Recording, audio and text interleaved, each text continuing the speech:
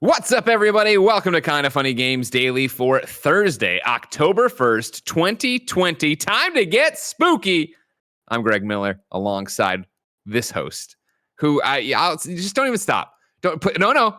Why are you drinking water out of a French press? You screwed up the whole intro. He doesn't know what it is. I screwed up the whole intro. It was on me. You lifted a giant French press filled with water. What is wrong with you? It was the biggest vessel I could find because I wanted a large quantity of water. Yesterday on the Gamescast, that's live now on youtube.com/kindafunnygames, there was a mystery crystal geyser 50.8 fluid ounce bottle in my fridge. And I was like, a mystery that either Joey or your fiance bought and planned on drinking, and that you took and drank. I don't buy it. You don't buy it. You think this giant bottle of water showed up just out of the blue in your fridge. It could have been Cool Greg. Look, guys. Cool Greg's never I don't want to go too far down this road, but I think it was the neighbor, because Gia wouldn't be caught dead buying water bottles. She has like some crazy fear of landfills. Like, it's this insane thing. Appropriate, hatred for them. No, appropriate hatred. The fear, though, like, this girl's literally had nightmares and woke up crying about it. Like, it's a little too far, right? Joey, I just don't see her buying water bottles. Like, I just can't think of a context where that would happen. Didn't Joey just come back from her mother's place? Wouldn't her mother have been like, Joey, you're getting on the road? Actually, I like Mrs. Takagami quite a bit, but this is just my mom voice. Joey, you're getting on the road. Take this water. And Joey's like, fine, Mom. Greg, that sounds nothing like her. That is the theory. It's me, Mrs. Takagami. That's the theory. But my biggest theory is that this is one of the bartering process that Cool Greg's had of giving the recycling to the woman a couple doors down from my house, and she gives us random things every week. Did you miss this Kind of Funny podcast? Yeah, I must not have been on that episode. Oh my God. Dude, they got a giant bag of cheese at one point. She gave him like a 5-pound bag of cheese. And hold on. What she gave us last week was she made us all custom masks. Oh, that's cool. And that says for Mr. Greg. That's nice. My God. That's a nice sign of respect. So maybe this water came from them. Anyways, I like drinking large amounts of cold liquids. So sure, this is the biggest thing I could find. Did you just not bring home? Because we sell that Kind of Funny Nalgene bottle, right? It's not this big. No, it's bigger. bigger. Seems like an error on your part. You know what I mean? You're the guy who works for Rooster Teeth all the time. You could have said make a bigger water bottle. I don't know, man. This fits the entire Brita thing. Filtered water. So not only did you steal someone's water bottle out of the fridge, no idea whose it is, you then every morning before going live on camera now, go in there and empty the Brita jug and walk away. Why don't you just take the Brita jug downstairs and drink out of that, savage? I would. Trust me, I thought about it, but like drinking out of that would be hard. But anyways, more importantly, Kind of Funny Games Daily. Why are you so thirsty? Well, we've known he likes a lot of liquid for a long time. I'm a thirsty boy. Yeah. It's a sign of diabetes, dude. You should get yourself checked out.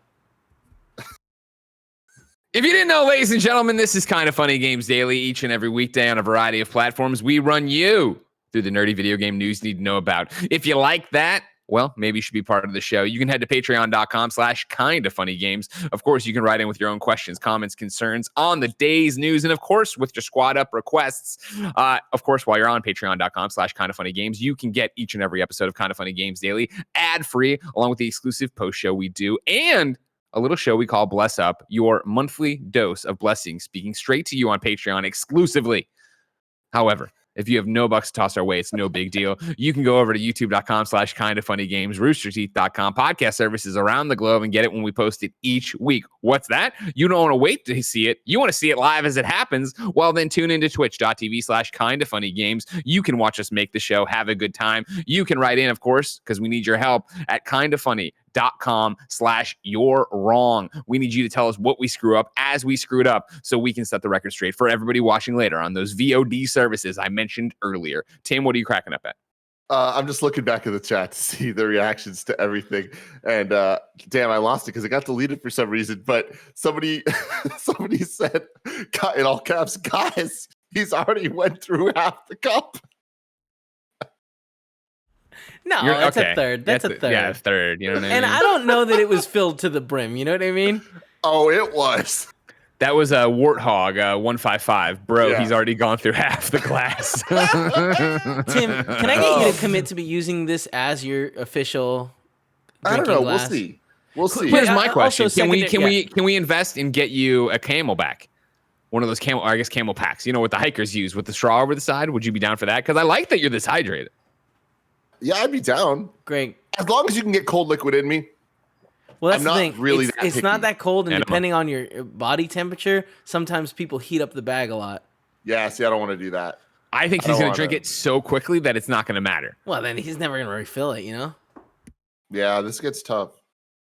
Greg, True. I will say that you have to listen to the Kind of Funny podcast, at least the bit where I tell the story about Cool Greg's bartering system. Okay. Because this might be one of the most bizarre stories I've ever had in my life. Which episode was it? Do you remember? It was one that you weren't on recently. Okay, So fair enough. Should fair be enough, fairly fair easy enough. to find. All right. Anyway. Some housekeeping for you. What do you got? I'm sorry. I'm just doing a little research on I the biggest understand where your head's going. possible Camelbacks. 1353 ounces. So that's 40 liters. 1353 ounces. So 1353. There you go. Is that better? I mean, Yeah. it's all Greek to me. I immediately forget That's the a numbers. lot you know me. better. See? Oh, there it is. You're showing it to us. there. Okay. That looks just, that just looks like a backpack. Yeah, but it's not. Oh, 40 man. Tim liters. walking around with a keg on his back. Today we're going to talk about Steve being in Smash. Crash is a blast in Star Wars War Stars. Some housekeeping before we get to any of that, though. Remember, Donktober begins this Saturday. It is October. Baby. It's Donktober. Barrett and Blessing are playing through a whole bunch of Donkey Kong games every Saturday, noon Pacific on twitch.tv/kindoffunnygames as Donktober continues to rally forward. What do you got, Tim? You leaning in? This is just such a good day. Nanobiologist says that's 10 gallons. Yeah, What the fuck? That's what got me. Gotcha. Thank you to our Patreon producers, our new Patreon producers now for the month of October. James Davis, who also puts in at James Davis Makes, I assume is Twitter, Blackjack, and Tom Bach. Today, we're brought to you by NZXT, Upstart, Hims, and Logitech, but we'll tell you about that later. For now, let's begin the show with what is and forever will be the Roper Report. Time for some news. We got 4 items on the Roper Report today. Kevin, you've had 2 days in a row of just knocking out of the park with your intros and outros, and I want to compliment you on that and give you your first gold star of October 2020. Yeah. We all need to stop with this bullshit. Can we fucking commit here? That Kind of Funny. I've heard you introduce Donktober and then say October 4 times after. No, Do I have to say Donktober every time I say October now? them's the rules. Fuck, I didn't realize those Those are are the the rules. rules, yeah. Shit, fuck. All right, well, first off, mods, I need somebody to get me a new little widget you can put in the chat there that'll list the number of gold stars Kevin has for Donktober. As of right now, he has 1. We will reward these throughout there. If Kevin can get, and any Kind of Funny Games daily host can give these out. If Kevin can get 25 gold stars in the month of Donktober, pizza party for Kevin.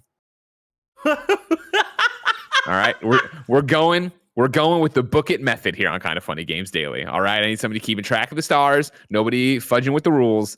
Kevin can get 25 gold stars on Kind of Funny Games Daily in the month of Donktober. Pizza party for Kevin. Wow. October I'll throw in a bully is the stick best for month. Cecil. I love this. Number 1 on the Roper Report. It is that time of year. Big games are dropping, and so are their reviews. Let's start with the review roundup for Star Wars Squadrons. Right now, or not right now, I should say, 8:41 a.m. Pacific time, so about an hour and a half ago, on Metacritic, Star Wars Squadrons was sitting at an 81. Now, there's a bunch of asterisks here. This is the PC version, and if you went there, there at the time was only like, I would say, less than 10 reviews up. Because, of course, Star Wars Squadrons, a multiplayer game, and the multiplayer servers just going live tomorrow. There was a thing yesterday for Press to Play, in which we did. You can hear about it on the Gamescast. I'm sure we'll share a little bit about it here as well. But lots of the reviews not posting. But the ones that did, very positive. PC Gamer N gave it a 90. Ian Bordeaux says, but if Star Wars Squadrons had simply been TIE Fighter with prettier skies to look at, it would have already been a winning proposition. What it is, in fact, is a great-looking, technically demanding starfighter sim that provides a dynamic new spin on space dogfighting without any of the usual monetary cruff that accompanies live service games today. Time will tell if it truly has the depth and skill ceiling to give it staying power, but it's made a damn fine first impression. If you've ever wanted to become an ace X-Wing pilot or fondly remember your time in a DOS-based fighter cockpit, Star Wars Squadrons is a must-play. VG247 gave it 4 out of 5 stars. Alex Donaldson wrote, this is the triumph of Squadrons. It's clearly a lower budget title than EA's other Star Wars efforts, but it comes with a price to match. It has more restrained intentions, but within that, it still squeezes in as much detail, as much fan service, and simply put, as much content as possible. Squadrons feels like more than the sum of its parts. Most importantly, it does exactly what it set out to do, and it does it very well indeed. It's EA's smallest scale console Star Wars title yet, but it's also its best. Fleet battles feel a little long and sometimes listless, but some will no doubt pine for a little more. And some will pine for a little bit more content. I personally would have really liked to see a 20-player or more deathmatch mode. But it's nevertheless difficult to really criticize such a tightly wound, complete package. As such, it's an easy recommendation. And then Game Informer gave it an 8.25. 8.25. Andrew Reiner over there says, Squadron's single player may fizzle out frequently like a malfunctioning hyperdrive motivator. But the multiplayer continually impresses and is worth the price of entry alone. Flying in formation with a group of friends put a smile on my face, and that was just the calm before the storm. When the lasers start flying, Squadron's multiplayer can be nothing short of exhilarating and a great test of skill, pushing players to be clever in the cockpit, to outthink and outmaneuver opponents. Given just how enjoyable it is to pilot an X-Wing or TIE fighter, this is a multiplayer experience I will continually go back to, even if EA doesn't support it with new content. It's just fun to play, providing something different compared to most of today's competitive games.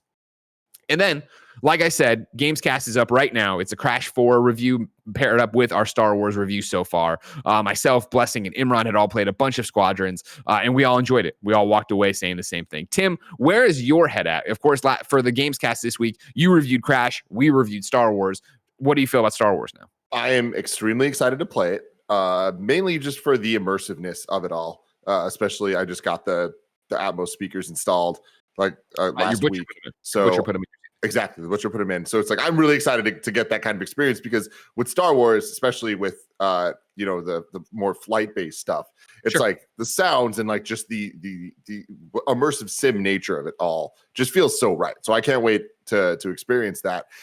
These typically aren't my jam. Back in the day, I explained this a lot on the Gamescast, but the kind of in-cockpit type games have never really spoke to me, because I don't like my field of view being blocked by the cockpit itself and all that stuff. The whatever field of vision. But like the window, your shield. What's the window in front of you in a car? Canopy. The windshield. Yeah, windshield. That's what it's called. Whatever. I don't like seeing the windshields and all that stuff. Right. But anyways, I've been excited for this campaign. You guys kind of like unsold me yesterday talking about it. Really? Just from the campaign side of things, where I'm like, oh man, I was kind of excited to want to play through it and get the story out of it. It sounds like the story is kind of just there.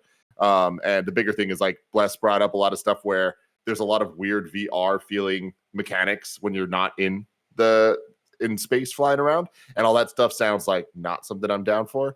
But seeing these reviews, and especially where they're coming from, I think that it sounds like EA nailed it. Like, they did what they set out to do. And that's awesome. And especially seeing it come from EA, who have kind of squandered the license for a long time. Sure. Right. Like I want good Star Wars games, and I want there to be a large variety of good Star Wars games. It's interesting you bring up the VR nature of it, where Blessings talk about, like, you don't free roam the hangar. You're anchored in a point of view, and then you can select where to go, and then you just go to it. You just appear there or whatever. And I know you've played some VR. You don't play a ton of VR. I agree with that. Like, oh, that's what that feels like but it doesn't feel like VRE, where it does that, like, you do it and kind of like warps you over there or something. I don't think that's going to be as big a problem as you think it is. But I do think that, even the single player is designed. Hold on, got to move the king. Is designed just to get you into getting out there and understanding the mechanics and getting in and playing the multiplayer, which is great. And the way to do it or whatever. And like, it's interesting we keep talking about VR. I played it in VR. I did I did 2 of the fleet battles in VR, and holy shit, is it amazing! And I know we said this on the Gamescast, so I won't beat a dead horse about it, and encourage you instead to go listen to the Gamescast. But the VR is insane, which leads us to the great Mr. Lizard, who wrote in to patreon.com/kindoffunnygames and says, "What's up, Greg and Tim? Reviews are in for Star Wars Squadrons, and it looks pretty good. One thing that stuck out to me in Tom Marks' review, he said it's an amazing VR experience. My question is, can a game like Star Wars Squadrons help make VR break through to the mainstream? Half-Life Alyx was a 10 out of 10 game, but did not appear to massively impact VR unit sales. Will VR forever remain a niche part of video games, or will it someday explode in popularity with the release of a truly groundbreaking must-play game? Thanks for being awesome. The great Mr. Lizard." It's a great name and an even better question here. I think that a game like Star Wars Squadrons can definitely help VR break into the mainstream, but his point of will VR forever remain a niche part of video games? Yes, I think that it will forever be just a different arm that video games kind of offer experiences in. I do think that Star Wars, the property, offers so many different experiences that people want different. You guys kept mentioning power fantasy in the Gamescast we did. Whether it's having a lightsaber or being in an X-Wing, both of those are distinct power fantasies that so many of us have, and is easy to, even if you don't have it immediately, get, right? Mm-hmm. Because you want that. I remember when the Wii first came out and the Wiimote was talked about and like motion controls, and that was introduced and it was going to change how games were played. Everyone's first desire was a lightsaber game. Wow. That's what we all wanted. And we never really got that. You know, we never got it where it kind of felt right. And I think with VR, it is one of those things where you immediately, once you experience VR, you're like, oh my God, this works best when you're sitting in a seat, like in the VR world, right? Whether it was like the London game, the Blood and Truth, like prequel thing, where you're sitting in a chair and there's like things happening around you. It helps with the immersion, right? Or driving games. You're sitting, so it feels right. Flying around in a spaceship feels right. Applying that to Star Wars, where there is all this iconic design of sound and just kind of iconography and things like that, is a 10 out of 10 VR experience if you nail it. So I think that it's an easy sell, and it truly was, even for me, when Battlefront 1 had the VR mode. Like doing that mission, it was unbelievable, you know, and even doing the Vader Immortal VR stuff on the Quest, it's like Star Wars has that secret sauce of you're in, you get the world, you know the stuff. So it's that much more immersive to see it all, right? Yeah. I think to great Mr. Lizard's questions and piggybacking about the same way, can it help?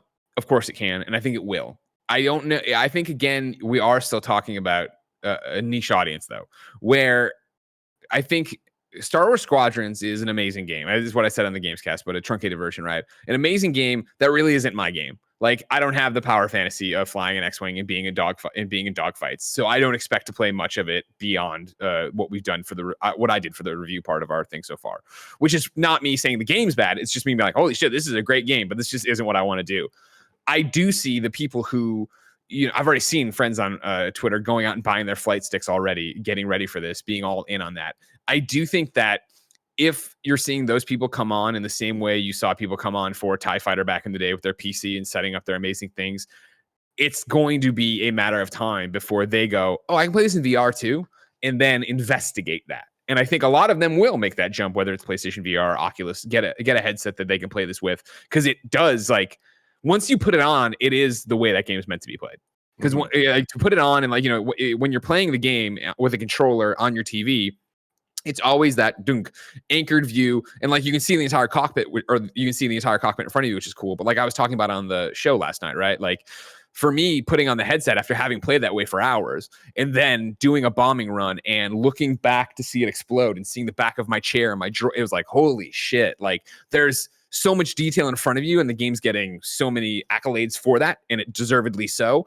But putting it into VR and realizing that level of detail is all around you. And suddenly to be thrusting forward, going that way and looking out the side and not, which you can't do when you're playing on a TV, to be looking off your left or right and stuff. It's like, oh shit, like this really is, as I think, maybe Imran, hypothesized on Gamescast that maybe this started off as this was going to be just a VR game. And then they instead pivoted this way, which is great to get people into VR. Because I think if you are a huge Star Wars fan, if you are a huge flight sim, space sim fan, like, I think, again, I've already invested so much money in all this other gear. Why wouldn't I make that last step and get a headset?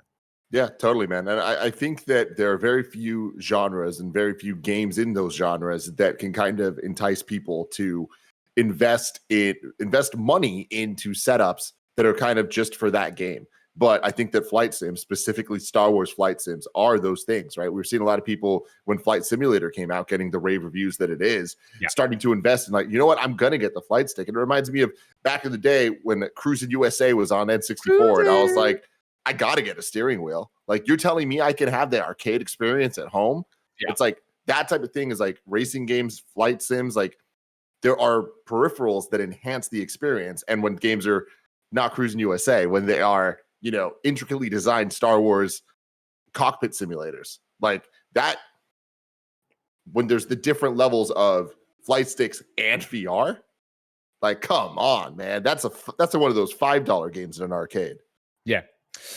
Yeah, I'm really interested to see Star Wars Squadrons get in everybody's hands and see final reviews come in. I think, again, it's interesting to sit here and be like, oh, yeah, it's 81 on Metacritic, and the scores I read you were 94 out of 5 and 8.25. That wasn't me, again, fishing for only the best reviews. I think there was one in there that was at a 70, which is what brought down the entire average. So to fill that pool with more reviews, like, IGN, GameSpot, just having their reviews in progress up right now, single player, it'll be interesting to see how it nets out overall. But then more importantly, I guess, what the legs are. I think, I enjoy both fleet battles and I enjoy dogfighting. But I'd like to see, are they adding more modes, more maps? Is a 20-person thing down the line something they could actually do? Is it going to be, let's see how it actually sells, which it seems like, Star Wars is going to sell pretty well, but $40 game. We'll see. Up next, number 2 on the Roper Report, Crash 4 reviews are also out. I have a review roundup for you. Again, at Metacritic at 8:41 a.m. Pacific Standard Time. Crash 4 has an 86. GamesBeat gave it a 5 out of 5. Can you believe, Tim, this is your reality? Oh my God. I honestly can't. I want you to go through all this stuff, but real quick, I just want to say, like, Tony Hawk 1 and 2 remastered a month ago. Crash 4 now, and the level of quality those games are at. I've been thinking so much about this, Greg, and I still stand. My game of the year is Last of Us 2. Like, Last of Us 2 is just, it's on another level. Like, exactly. It's crazy. But Tony Hawk's Pro Skater 1 and 2 is so fucking good that it is in that conversation. The amount of shower thoughts I've had about this, where I'm just like, this game is fucking Molly. Yeah, exactly. I was like, Molly, what the fuck are you talking about? Like, real talk, it is so good. And like, I think I'm going to go back and continue to play it for years to come and not just be doing the same things over and over. It's like, there's a lot of content there. And now playing Crash, it's like, there's a lot of content there and it's good. It is quality stuff. There is so much care being put into this. Like, I might be dreaming. Like, how is a Crash game this good? It's insane. Let's read these quotes. Well, of course, your entire review is up. Kind of Funny Games Cast right now. It's the same. Well, it's the Crash title. It's got Star Wars in there as well. In it, you said it's the best Crash game of all time, right? It is. And to be clear, I think the one thing that could rival it is Crash Team Racing, but I'm not counting that because it's a kart racer. In terms of a platform Crash game, it's like, it's far and away the best game. It takes all the good elements, it cuts out the bad elements, and even of the bad Crash games, like Wrath of Cortex on, like just a whole bunch of them, or even ones that were good but not what we expect from Crash, like Twinsanity. This game takes elements from those and almost pokes fun in it in a way of being like, yeah, but we're gonna do them right. Like, and I love that. I love that it's not just we're going to go back to the original 3 and just like, this is going to be a nostalgia trip. This is its own experience, and it really works front to back. You say, you must be dreaming. You probably sold your soul to the devil. Obviously, an 86 on Metacritic. Best game, 5 out of 5 from GameSpeed. I'm going to give you one more thing the cherry on top for you. All right. I played 3 worlds of this last night, and this game's fucking good. This game is fucking good. What? I know, right? I'm blown away too. I've never had an affinity for Crash whatsoever. Holy shit.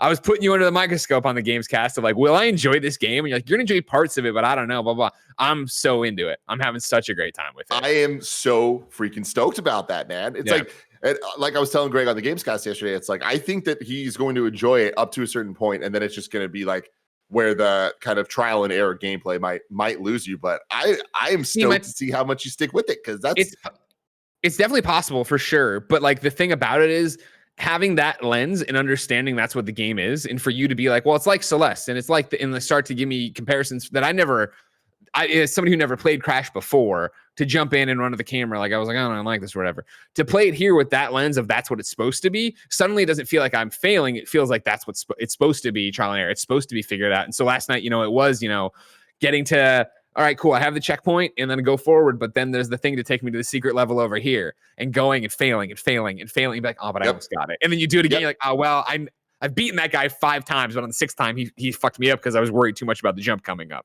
Totally. It reminded me of Celeste. It reminded me of Bloodroots. It reminded me of all these games where it isn't about, like you were saying on the show, crossing the finish line, right? It's about doing all the little things, getting the collectible, doing the thing, and moving on.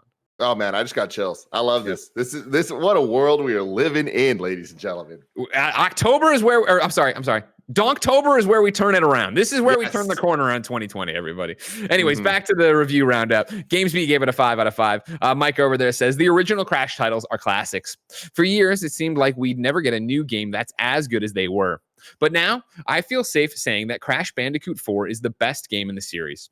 It captures the fun yet simple platforming from the original, but its creative levels, mask abilities, and clever bosses help it surpass the PlayStation trilogy. The remakes reminded us that those old Crash games are great, but It's About Time shows us that this character and franchise have a future. Very well said. Oh, yeah. Games Radar gave it a 4.5 out of 5. Alex Avar wrote, it's honestly quite hard to identify any major shortcomings for Crash 4. So efficient as it is at delivering on all the promises of a Bandicoot sequel. I will say that not everyone is going to be happy with Toys for Bob's decision to stick with the old school kinesthetics that also stirred a fair amount of contention in the 2017 Crash Insane trilogy. And there will be moments where Crash 4's laws of physics will rub you up the wrong way. Visual aids, such as a handy marker showing where Crash will land when airborne, have offset those frustrations greatly. But there are a few deaths that felt less like my mistake and more a symptom of the series' infrequently unreliable collision detection.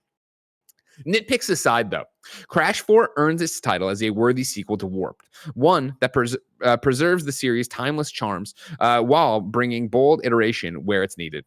Toys for Bob's clear love and understanding of what makes Crash tick manifests in every aspect of It's About Time's design. But to call it a love letter would be to unfairly gloss over the important strides it makes for the franchise itself. Instead, this is exactly the sequel I could imagine Naughty Dog wishing it had made 20 years ago, and one that can stand proudly alongside the best of the Bandicoot's back catalog. That is such a great quote, such a great way to put this that I wish I came up with. Like, to call it a love letter is not fair. Like, the Tony Hawk's Pro Skater remake, I would say, is a love letter. This is, I mean, it's a new experience, but it is so great of a standalone thing that, like, you don't need to have played the other games for this to be a great game. And then finally, IGN.com, 8.0 out of 10, 8 out of 10. Jonathan Dornbush, of course, host of Podcast Beyond, says, Crash Bandicoot 4, It's About Time is both respectful of the series that came before it, while also giving it the modern update it needed with new gameplay, depth of character, and a beautiful look. Toys for Bob just gets Crash. It's fresh new ideas from big gameplay additions like new playable characters to supplementary but no less enjoyable aspects like the inverted mode to quality and life improvements like the shadow circle under Crash's jumps. All now feel as natural to Crash as though they'd been there all along. Yep. So again, Tim's full review, kindoffunny.com, youtube.com/kindoffunnygamescast, wherever you get your Gamescast thing. And then, yeah, I can't wait to get back to it tonight. So there you go. The most ringing endorsement anyone could give it. Number 3 on the Roper Report. Guess what? Steve from Minecraft is coming to Smash. Tim, you got up for a 7 a.m. Smash Direct today. Mm-hmm. Kevin, you got up for a 7 a.m. Smash Direct today. What a waste of fucking time. You know what I mean? Run me through. Of course, Everybody can go watch live reactions, youtube.com/kindoffunnygames. Can we take away his stars? How does that work? No. Once the stars are given, Look, they can't all be I'm taken away. saying is we could have just not done it. You know what I mean? It could have just been a story here, and it would we could just not do this show at all. That doesn't make any sense. That doesn't make any sense. We have we run ads on this show. There's reasons. All right, is it doing well? Yeah. Oh, good. I looked at it this morning. I was like, oh shit, fuck. People like that. They like the Smash and they like the live reacts. But would it still be doing? Yeah. I will justify it with. Hold on. I like when you click on it and it's like, hold on. YouTube says, nice work. Your video is really taking off. It's got 424% more views than usual in its first 3 hours. So yeah, Kevin, we should have done that. It was the right call. Don't worry about it. I'm glad. Tim, though, what did you think? I watched the trailer myself. I thought it was cool. I like the way they did it all reveal and the funness of it. Were you happy with this pick for Smash? I'm so stoked. So absolutely stoked. I said it in the video and people in the comments are totally misinterpreting what I was trying to get at. But like, I like seeing new franchises in Smash. I don't mean new as in the game is new. I mean new as in new to Smash Brothers. Like Smash Brothers is the ultimate crossover game. And at this point, we're in the end game. There are 5 characters remaining. And every single one of them, in my opinion, like matters. Like these are spaces that could broaden the crossover of this game. And there's so many at this point, every single character they add is going to be fun to play. Like it's not about totally, yeah. They've proven with 80 characters that they know how to make these characters matter, whether you know who they are or give a shit about them. Like, was I stoked about Byleth? Not at all. But Byleth, fucking awesome to play. Right? It's like cool from the gameplay perspective, the quality's there.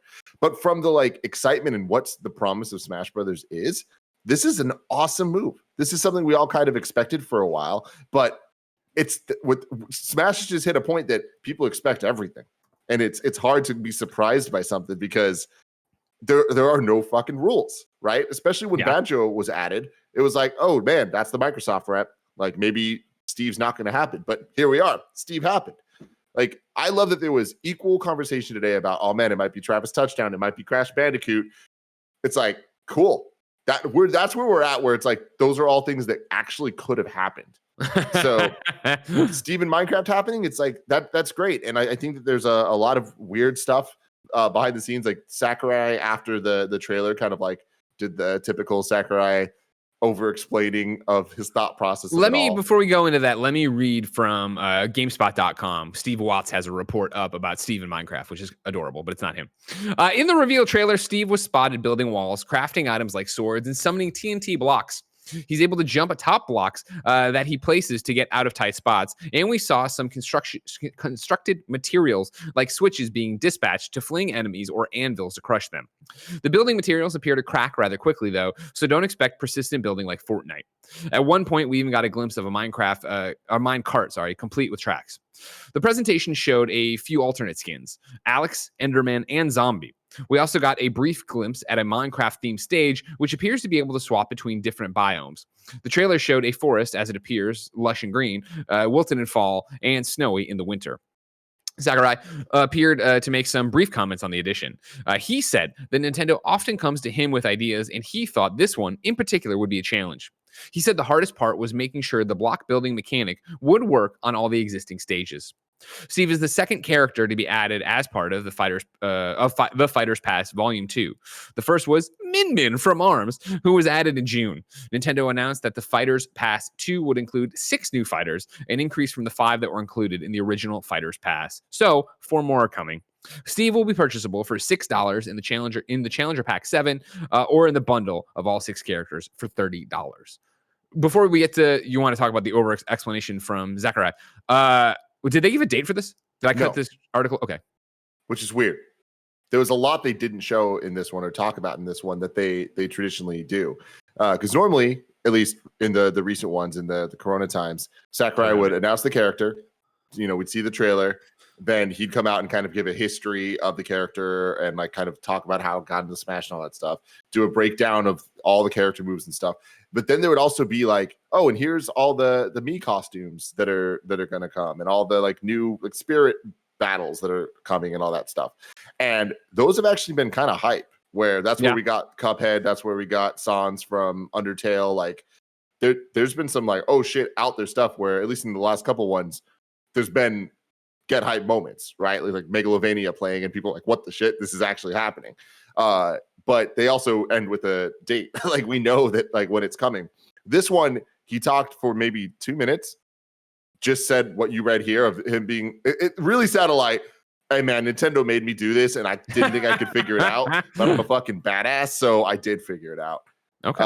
But then he also said that on Saturday at 7:30 before Minecon, there's going to be a deeper dive. And I think that that's where some of that stuff's going to come. But that's weird because I don't imagine we're going to see like Mii Fighter stuff that aren't Minecraft related in that presentation. So this seems like a weird kind of package.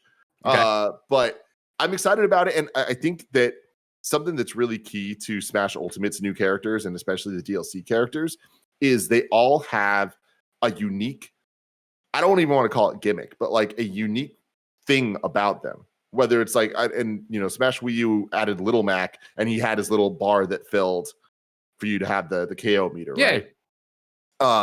With Terry from King of Fighters that they added recently, it's like he has the inputs. Like if you do the inputs from his game in this, it's stronger moves. Or Joker has the Persona switch, so he has like a completely different move set. Like, do you see what I'm saying? It's like everyone has, or like Min doesn't have specials, or it's just using left and right arm. There's always some gimmick. It's great seeing Steve here, like obviously really using the idea of Minecraft in the move set, and he's going to play very, very differently than other characters. And like, I love that that's just where Smash is at now. It's just this like crazy thing with so many different playstyles and so many different characters, with so much love and respect being put into the different franchises, even if it was impossible. Jords writes in to patreon.com/kindoffunnygames and says, so Minecraft on Smash, ... Think this means Game Pass on Switch? I don't think this does, but Minecraft's already on Switch, and it's a great version of it. It's one of my favorite playing games. So, like, no, that doesn't. I don't think. No, that doesn't. It does not point to that. Or even though it'd be awesome if it does eventually one day. And I think it will one day, but I don't think. Are you still thinking so? I mean, like, don't get me wrong. I've said since the announcement of Game Pass, clearly, I think Xbox wants that. Microsoft wants that. They want to be on every screen. I'm sure they want to be on PlayStation. But as time and time has gone on, and we've seen more, you know, a Cuphead or an Ori come to the Switch, you know, just natively or whatever. I've kind of not given up the dream of that, but I just think Nintendo doesn't want that they don't want to let Game Pass on there. I mean, we'll see. I honestly think that there's going to be a lot of things answered when xCloud is like more officially out there, and when like the Series X launches, and like Xbox ecosystem isn't just something we're talking about a lot, but like is actually in the wild, firing on all cylinders, a mainstream thing. Yeah. You know, like I think that that's going to kind of change the tides of the entire industry. And I think that, you know, how they partner in the future. I think that Cuphead and Ori are, I mean, it's different examples too, with them not even being first party titles, or at least Cuphead not. Yeah. So it's like, that's different. Right. But I think that that's more of a sign of like Game Pass isn't ready to put on Switch. So it's like, why lose out on the last 2 years of things? I don't expect it anytime soon, but one day. Yeah, like within 3 years, I can totally see it happening. Okay. Something happening much quicker than that is the fourth story on the Roper Report. Apex Crossplay is officially arriving October 6th. EA and Respawn Entertainment are excited to announce that Apex Legends' longtime fan-requested crossplay feature goes into beta next week. On October 6th, PlayStation, Xbox, and Origin players will have the option to join crossplay or continue on platform-exclusive servers to hunt their favorite legends, collect loot in Kings Canyon, and dominate the arena with friends. To celebrate the addition of crossplay, Apex Legends' upcoming in-game event, the Aftermarket Collection event, will kick off on the same day, October 6th, and run through October 20th. The Aftermarket Collection event will be stocked with an all-new Flashpoint LTM, where players' health will regenerate with massive Flashpoint zones, changing how they navigate the map to stay alive. The event will also boast the debut of Caustics, Heirloom, and more event-limited items. Tim? Very cool. You and I, not the biggest Apex fans. Admittedly so. You know what I mean? Nobody can be as good as Blessing Adeoye Jr. However, awesome. Crossplay is amazing. I can't believe we got here as quickly as we did in terms of when we started talking about this, when we started doing games daily and seeing like ideas, then the technology being there and the fact that we're actually there is fantastic. It's so fantastic. And all of this stuff is just, yesterday we did our post show on the Gamescast and we're kind of talking about our hype levels for next gen. And I was really surprised where it seemed like everyone is compared to me. And I think a lot of people aren't as excited because it just kind of seems like there's just a lot of like little behind the scenes things and tech things that are happening with this leap. But like, I'm so stoked about that stuff. And, you know, all the jokes aside about the convenience, it's like everything that Series X has been putting out, or all the conversation about the Series X in the last week that I'm seeing, I am so about it. Like, and I love that. I think that crossplay just adds to that whole thing of the crossplay, cross save, smart delivery, all of that. Putting those things all together is great because it's just that one less thing you need to worry about of, cool, if I'm playing on Xbox and I have my file that I can then cross over and play on PC if I wanted to and all that, but then my friends have PS4 or the PS5 or whatever version, doesn't matter. We can still play together because that's how things should work. Yep. Can I tell you something, Tim? Yes. Right now, our Xbox Series X for the preview, whatever, is out for delivery. So that's momentarily going to be here in Kind of Funny's hands. I'm very excited to get that out, installed, and start doing stuff with it. Man, do you have a plan? What's your first thing? What you going to do? You know, I don't know what's embargoed on that front, so I'm not going to tell you what I'm going to do with it. You know what I mean? But I'll probably take a photo with it, and then I think probably what's going to happen is it'll get delivered right after this show, and so I'll get to look at it, and then we'll have to play a Master Chief Collection on Twitch. I think that's our plan, isn't it, for today? Yeah. But I'm also excited not only about the Series X getting delivered here, I'm also excited about our sponsors. Tim, this episode of Kind of Funny Games Daily is brought to you by a million different sponsors. They're all great. Remember, you can go to patreon.com/kindoffunnygames if you want to get the show ad-free and support us that way. Instead, you can let our sponsors support us. You wanted to start, Tim, with NZXT. I do. Shout out to NZXT. They hooked me and Andy up with some computers. They are utterly beautiful. And you too can have an utterly beautiful and amazing PC in your house. It's a perfect first gaming PC that is well-rounded for school and work. There's $699 NZXT starter PC. Great gaming performance at a competitive price point. The NZXT starter makes achieving 60 plus frames per second on a bunch of popular titles like Fortnite and Rainbow Six Siege a breeze. Easily upgradable so your PC can grow as your needs change. When that 38 is coming out, or when it comes out, you can get your hands on it. That'll be real nice. It's all backed by a 2-year warranty and a FPS guarantee for peace of mind on reliability and performance. Again, it is sexy, man. This thing it matches the aesthetic of this room perfectly. It's all backed by a 2-year warranty. Like I said, you can learn more at letsbuild.com. That's LETSBLD.com. For a limited time, if you use the code KFG, you can get a free NZXT puck with purchase on an NZXT pre-built system, like the brand new NZXT $699 starter PC. You got to add the puck to your cart before you purchase for the discount to apply. Again, go to letsbuild.com, LETSBLD.com, use code KFG. Our next sponsor is Upstart. During these economically turbulent times, everyone is looking for a way to feel more financially secure. So if you're still needlessly throwing money every month at high-interest credit card debt, it's time you checked out Upstart, the revolutionary online lending platform that knows you're more than just a credit score. Now is the time to find out how low your Upstart rate can be to help pay off high-interest credit card debt. Unlike other lenders, Upstart can reward you based on your education and job history in the form of a smarter interest rate. You don't need a degree or a diploma to apply, though. Of course, I always talk about it. You know, when I moved to San Francisco, I took out a loan and they did not take into account any of my education or job history, which meant I got a very bad interest rate, and why Upstart would have helped me. Upstart lets you skip going to the bank because it's completely online. They offer loans from $1,000 to $50,000, so you can consolidate your debt into one easy fixed rate payment. Upstart makes it fast and simple to check your rate. Since it's just a soft pull, it won't affect your credit score. The hard pull happens if you accept your rate and proceed with your application. The best part, if the loan is approved and accepted, most people get their funds the very next business day.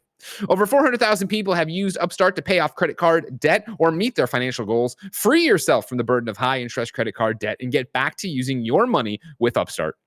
See why Upstart has a 4.9 out of 5 rating on Trustpilot, and hurry to upstart.com/KFgames to find out how low your Upstart rate can be.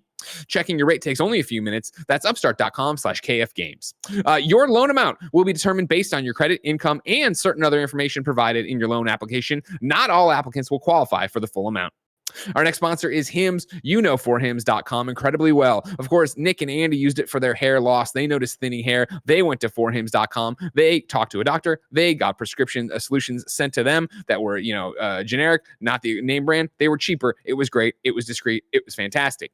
Hims is here today to encourage you to go to forhims.com for erectile dysfunction. Of course, yes, you can do hair loss. You can do skincare. You can do so much more at forhims.com. But today we're talking about erectile dysfunction, which you shouldn't be ashamed of.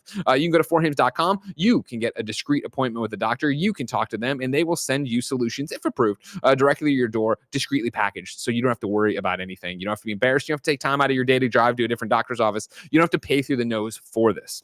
Right now, you can try Hims today with a free online visit. Go to forhims.com/gamesdaily for your free visit. That's forhims.com/gamesdaily, forhims.com/gamesdaily. Prescription products are subject to a medical provider approval and require an online consultation with a medical provider who will determine if a prescription is appropriate.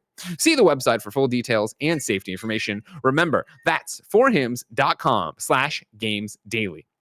And the final sponsor of the day is Logitech. Logitech has, of course, been our go-to for gaming headsets for quite some time. Back in the office, I, of course, use the Pro X headset, but now they have the Pro X wireless lightspeed gaming headset, and it's a game changer. It's based on the award-winning Pro gaming headset that I use in the office. Pro X wireless headset features high-quality materials, advanced communications, precision audio, and total wireless freedom. It's a high-performance Pro X gaming headset with light-speed wireless technology and up to 20-plus hours of battery life. It also features a detachable pro-grade microphone featuring real-time blue voice technology, including passive noise isolation, compressor limiter, and even more for clean professional voice comms. It doesn't stop there. It's also got the advanced Pro G 50mm drivers, which deliver clear and precise sound imaging with improved bass response. Hear footsteps and environmental cues with clarity to give you the competitive advantage. For a limited time, Logitech G is offering our listeners 10% off select products at logitechg.com. Use the code KFGames for 10% off today. That's 10% off select Logitech G products with the promo code KFGames. Tim. Yeah. I'm excited for this Logitech headset. It's going to be wireless. It's going to be great. It's going to be fantastic, but it's still so far away. If I wanted something more immediate, say what came to the mom and grop shops, where would I go? The official list of upcoming software across each and every platform is listed by the Kinda Funny Games Daily show host each and every weekday. No, Kevin. No, Kevin. Are you sure we can't take them away, Greg? Kevin, I'm thinking about reversing this. Do you want that? It was Max. I forgot that it's when he hosts. He just never hosts, so I don't get to use it ever, Can't tell if you're fucking with me, Kevin, and I don't know if I like that. I'm telling you, I forgot. My bad, my dude. Out today. Do you see the thing in the chat, Greg? Do you see the MooBot command? No.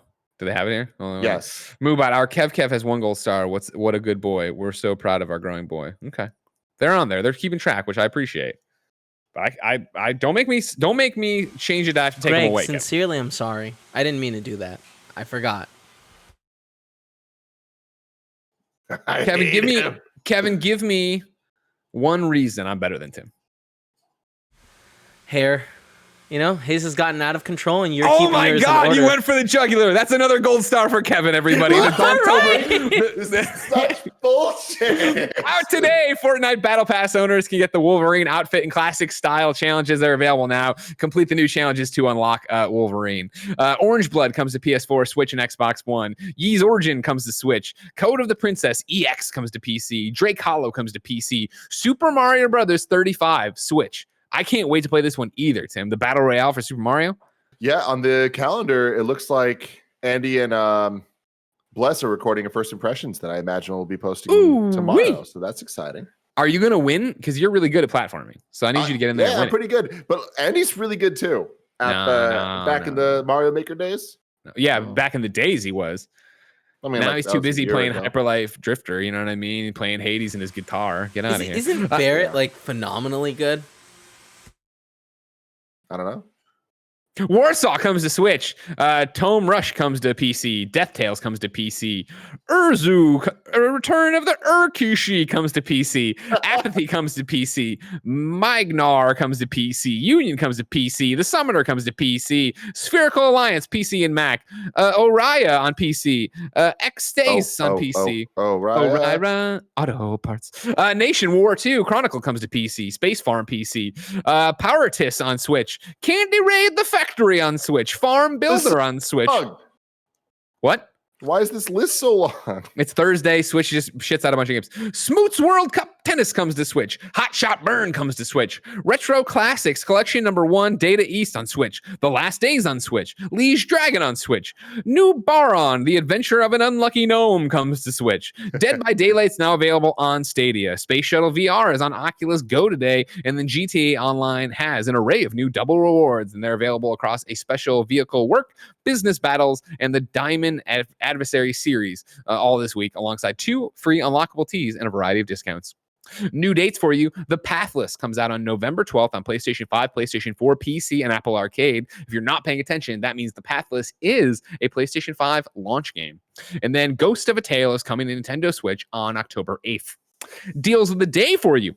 Rogue Company is now free to play after gaining over 2 million players in closed beta. Gamers across Switch, PC, PS4, and Xbox One can play together with full cross-save and cross-progression. Then, over on Xbox, Yakuza 0, Yakuza Kiwami, and Yakuza Kiwami 2 will be free to play on Xbox Live Gold, for Xbox Live Gold members, Games with Gold, from October 1st to October 4th. Whew. You know what I mean? These Thursday lists. You did it, man. They try to kill you every time. You know what I mean? I'm not a fan of that. I don't want to be killed. I don't want to be crushed that way. Yeah. You know what I mean? It's just not what it's about for me. Okay. Tim? Yes. It's time to squad up. This is where people write into patreon.com/kindoffunnygames, giving us their name, username, platform of choice, and why they need help in a video game. I read them here. The best friends come and find you, and everybody plays games together. Today, Jake V needs help on PlayStation 4. Jake V's PlayStation 4 username is GothxDaddy. GOTHXDaddy. DADDY. You know, I call Nick my daddy. I would like to see if anybody wants to make fan art of what Nick would look like as GothxDaddy. I would love that tweeted at me and Nick. God, I wouldn't like to see that. Actually, include it to Tim too. Great. Just put Tim on there too at Tim Gettys. Great. In fact, you know what? Don't even put me and Nick on there. Just God damn it. Is this a toilet toad situation? This is a toilet toad situation we got going on. Anyways, GothxDaddy says, I need help completing a couple of raids in Destiny 2, Garden of Salvation, and Crown of Sorrow. I think he might mean I need a couple raids in Destiny 2, Garden of Salvation and Crown of Sorrow, but I don't fucking know. If that makes sense to you, you understand. I'm a very confident player, but maybe I'm doing something wrong with my clan that I'm playing with because we can never seem to get an actual group going. And I'm always on time and ready to play. The season is ending in 5-ish weeks, and I need those moments of triumph seal 2020. So if any best friends want to help a guy out, I'd be grateful. If you want to help out in Destiny 2, in the Garden of Salvation and Crown of Sorrow raids, hit up GothxDaddy. Get out there and hit up GothxDaddy on PlayStation 4. Do it. We asked people watching live on twitch.tv/kindoffunnygames to go to kindoffunny.com/you're wrong and tell us what we screw up as we screw it up. Oliver starts this off. Not with a you're wrong, but with a time capsule. On October 31st, Tim was wearing the PS I Love You XOXO bomber jacket. He said it would come out the next day, September 1st. On a later episode, Greg clarified that it would be available on October 1st. Guys, where's the bomber jacket? Since I missed out on some shirts, parentheses, most of them don't have a size large anymore, I'd really like to get some sweet merch. Cheers. I'm going to call Joey. It's the only way to figure this out. Call Joey while you dial her in. What I will also point out to Oliver and all the other Kind of Funny best friends is remember, if you want a shirt of ours from kindoffunny.com/store and your size is out, you can hit the little wish list or request button. I forget what it is, which we/Rooster Teeth, our merch provider, use to understand what they need to reorder and when they need to reorder it. So it helps us out a lot if you can go do that. Hey. You're on Kind of Funny Games Daily. Not a phone call I get very often. What is the update? What's the haps? What's the deal on the PS I Love You bomber jacket? It's coming. We had to adjust for another thing that we're not ready to announce yet. I have a merch call with them tomorrow. So we should have more finalized dates tomorrow, but it is coming in October. Okay. October. We've heard that before. You know? Donktober. I know. It's still coming in October. Joey, There's lots of things happening on the merch front that are exciting. Joey, hear it kind of funny. We don't call it October. When's it coming? I hope coming in Donktober. Thank you, Joey. Talk to you later. Bye. Kevin, for that correction, you get one more gold star. You get one more gold star. For that one. Tim, you said getting 4 would be impossible, but I'm already at 3, bro. He's killing it up. He's killing it. You know what I mean? Real quick story, too, as a side note, as a tease. Joey told me the other thing that's coming to the store, and I almost cried yesterday. I teared up really bad about it because it was one of those moments of our team working incredibly well.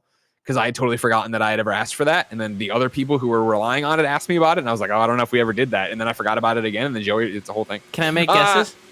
No. RHD16 wrote into kindoffunny.com/you're wrong. It says, Terry's mechanic of doing the inputs from his original game isn't new. Ryu was the first to start that when he was added to Smash for Wii U. Yeah. Looks like you don't know anything about Smash Brothers, turns out. Well, I mean, he has a lot more of the inputs. There's a lot more stuff there. But my point was, like, all the characters, they started having unique things that aren't just the basic Smash moveset. Okay. Just saying what I heard.